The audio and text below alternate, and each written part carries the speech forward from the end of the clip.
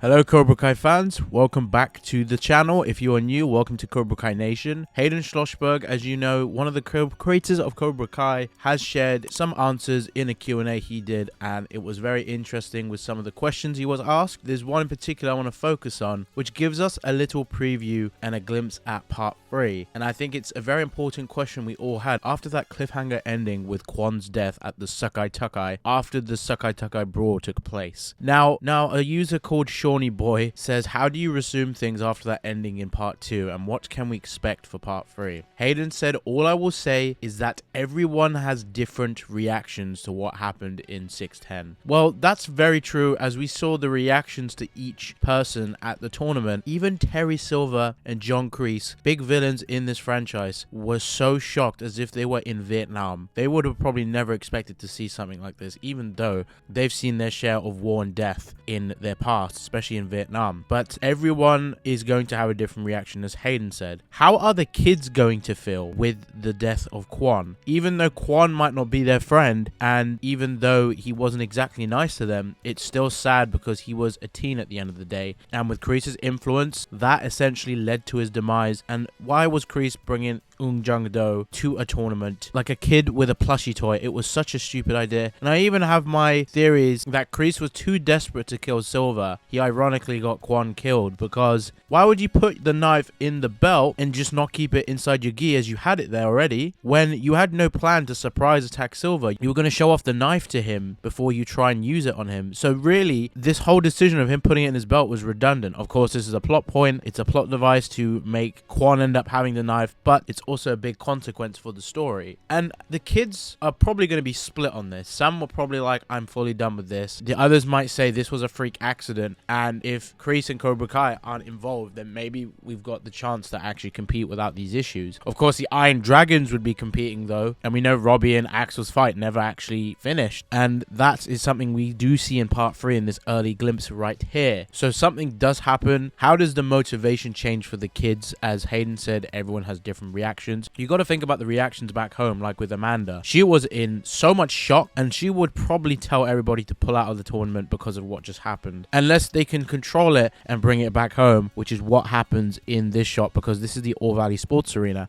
as one of the banners in this shot makes that clear that they come back to the Valley to finish the tournament. And it feels like a very All Valley style, although it's still the Sakai Takai, which is great, but there's going to be a very big monumental moment with this fight. How the kids are impacting that, perhaps they'll push Robbie more. How are the students like Dimitri going to feel with all of his MIT stuff? He's probably going to be more focused on that than even going to continue this tournament or to even be there, because he's not exactly going to compete. But the ending of part 2 changes a lot of things. So let me know in the comments how you feel. How do you think characters are going to react to this? We did see their reactions initially to what happened with Kwon, but how are they going to go about it? And it will bring it full circle from the other seasons of the show, because this is a time for characters to reflect on things that happened prior to this season, and how this situation could have been one of the other kids, or it could have been Robbie fighting Kwon as Kwon tries to hurt him with an Jung-do. There's so many other scenarios that could have happened with these kids, so it will shake them up a bit. The adults as well will probably be divided. I'm assuming Daniel and Johnny are gonna either be divided on whether they should continue it, or even considering not to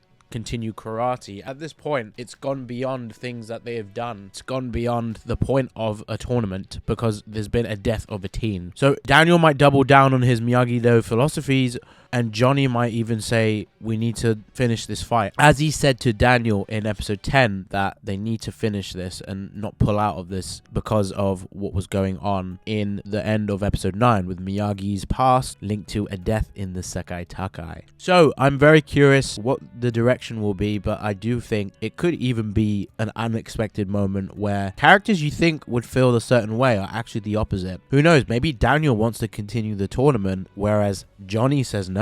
They could definitely pull some strings, but we'll definitely find out in part 3 as the next batch of episodes premieres in 2025 in February. So let me know in the comments, hit the like button, and subscribe for more on Cobra Kai Nation on season 6, part 2, 3, the Karate Kid films, and a lot more to come with this channel going into the new year. And I will see you in the next video. Cobra Kai Nation.